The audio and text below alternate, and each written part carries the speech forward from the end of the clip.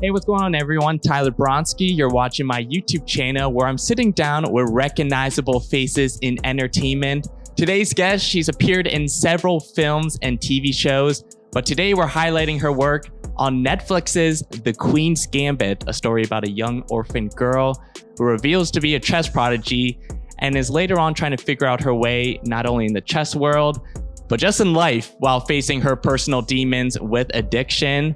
Our guest today, she plays Helen Deerdorf on the show, the superintendent of the orphanage, and she's played by Christiane Seidel, coming to us from Germany. So Christiane, thanks so much for taking the time. Binged the show last week. There's a lot that I love watching it as a viewer. For you though, you're heavily involved in the beginning episodes of the show with the orphanage scenes taking place, where we see Beth Harmon starting off, and then later on the show we see her kind of grow up and her different stages. But for you as a viewer, what was it like for you watching, say, the first 2 episodes where you know anything with orphanage, I'm heavily involved compared to the remaining 5? It was really cool to see how it all came together. You know, it's never easy to, I think, watch yourself, but it had also been such a long time ago. I shot this in 2019 and it came out a year after I was done.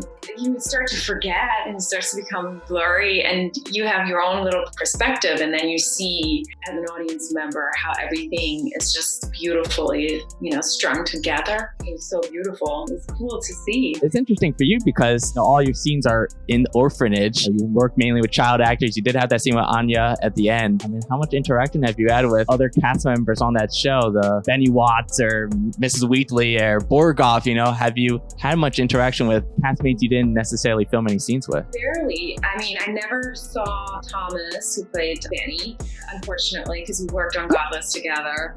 But I did hang out quite a bit with the twins, Russell and Matthew Lewis, because they were there for a long time in Berlin. We also know each other from Godless, so that was really beautiful. A lot of the other actors I never met because that was a different time, and they did shoot pretty chronologically everything. So the first 2 episodes were shot in the very beginning, and then I left, and then others came, right? But that was it. Yeah. I do feel a little bad because with everything going on, you guys didn't get a chance for a movie premiere where you would get that opportunity to meet the other cast members and celebrate. So hopefully there's a chance later down the line for you guys to do that, especially with the success of the show. Yeah, it's always a bummer because that's like the icing on the cake, to just see each other again after the whole thing is done. It's nice to just put a bow on it when you have a party or a premiere or something. Where was the orphanage, by the way? Where did you guys film those scenes? I would say 95% of the show are in Berlin, except for small minor exteriors. But this orphanage was outside of Berlin. It looks exactly how it looks. I mean, it's an incredible old house, sort of slowly falling apart, but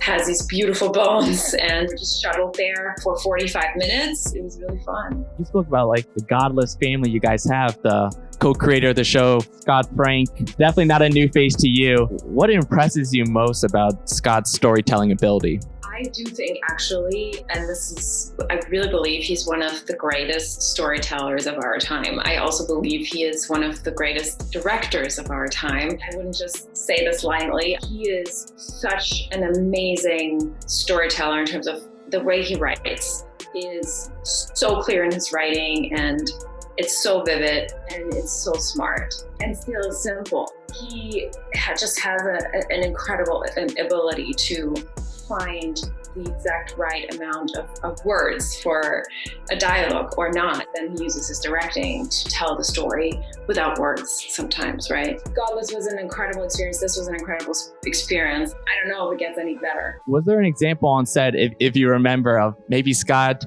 trying to explain his vision, whether maybe something for your character specifically or a certain scene you guys were shooting where you kind of just went, that's smart. I might not have thought to do it like that before, but that makes a lot of sense. Scott had actually told me about this role a year before shooting. And he said, look, read this book, and there's a role. And the role is not big in the book, but he said, trust me, I have something in mind for you. It's like the biggest and nicest compliment to get, for someone to have you in mind for what they're writing. And so we had been in constant contact, but he was very clear about what he wanted with her. He didn't want her to be just evil, like very cliche person who runs the orphanage. He also didn't want her just to be sugar sweet. She had to be both. And that's what's interesting. So we had a lot of dialogue leading up to shooting. Once we got to set, we had already discussed everything. And then, of course, he directs on the day. So it was a great collaboration that way. Well, I think the scene you allow Beth Harmon to go play at the high school, that's a good example of you have that stern personality, but if you were the typical strict superintendent, you'd be like, oh no, like can't leave the orphanage, all that. But you allow Beth to take that opportunity to go play the high school kids. But also because it might, reflect well on the school, because that's what it's all about for her. She wants, or the orphanage, she wants the orphanage to shine. Speaking of the younger talent too, and the young Beth Harmon, played by Isla Johnston, what was that like for you interacting and working alongside a younger talent like that? Because for your scenes, that's kind of who you were surrounded with. Those were your co-workers per se. Isla is a superstar. I think she will go really far, and she was really a joy to work with. Very grounded, very mature.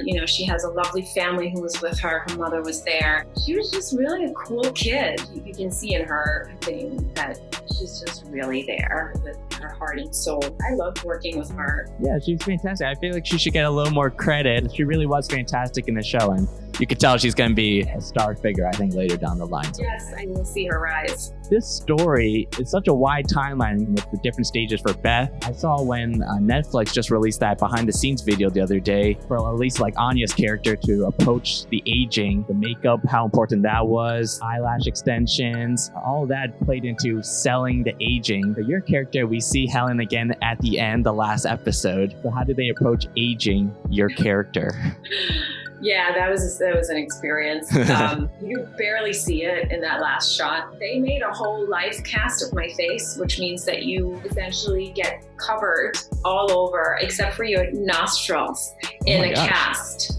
It's really claustrophobic, and then they take it off and then they have your exact imprint of your face. They sent that to London and had custom-made silicone pieces that were then put like here for sagging skin and here for like wrinkles here. And that gets built onto your face with makeup. It took a long time and it's a lot of work, but when I saw myself in the mirror, I couldn't believe that this was like fake pieces. It was amazing to see, but I was like so happy when I turned up because I'm like, oh, I just like became 20 years younger suddenly. It was my last day of shooting too, I remember. I was like very emotional at the end of it, so I was happy to rip it all off. What's the fan reception been like for you? What have you noticed since the release of the show? It's been interesting because with social media, you just connect with the whole world, right? What I find super cool is that people are sending me messages from India, from Argentina, from Egypt. It's just like so cool to see where the show lands. And it's such a beautiful thing because I feel like we're so polarized in the United States, and the whole world is going like all kinds of crazy ways. It gives me hope in a way because it shows that art can really connect people all over the world, and no matter what they believe in, what they stand for. That's the coolest thing. And yeah, I've gotten a lot of messages from people. I love that. We'll wrap it up here. You kind of mentioned earlier, but the show is based off a novel. It's a limited miniseries, so that's how they intended to make this show. But because of the show's popularity, there's a lot of people that are going to want to see Beth Harmon, her journey continue in a second season. So as someone that appreciates good storytelling, but is also involved with the show, is part of the show, what would you like to see them do? What would I like to see Beth do? It would be really interesting to see because she talks about went to a little boy who plays her, only wants to be as a chess champion. She's like, and then what? So what happens after that? It's like you've reached your highest goal. In his case, he's a kid. In her case, she's super young still, right? So I don't know what happens afterwards. You just keep going and do the same thing. That'd be interesting. Or is she just going to leave it all behind and try something else? Christiane, thank you so much. I appreciate it, and congrats on all the success with this show and future projects for you moving forward. Thank you so much for having me.